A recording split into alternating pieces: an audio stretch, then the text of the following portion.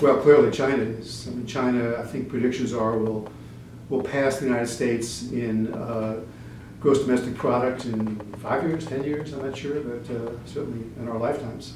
And obviously it's long surpassed the United States in population. And also China is throwing its weight around in building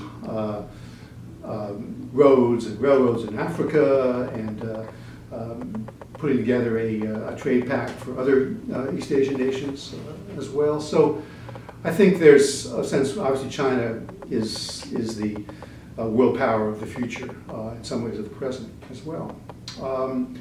I think, and this is a very big if, that if Europe could get its act together, if the Europeans could convince ordinary citizens in Europe that a united Europe, not just with the same currency, but with a closer federation of nations politically, that would also be an important rival to the United States. That would be a different kind of rival because those nations now are democratic nations.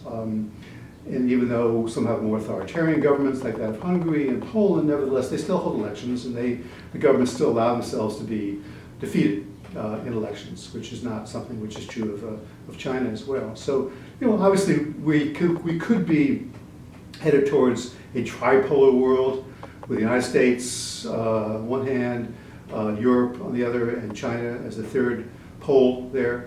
But I'm always happy to be a historian. I don't like to predict the future because contingency matters quite a bit, and we don't really know what's going to happen, especially with the politics of this country and the politics of Europe as well. And some people argue that China is in a lot of trouble, at least there's trouble signs, because a lot of the more talented Chinese want to get out of China.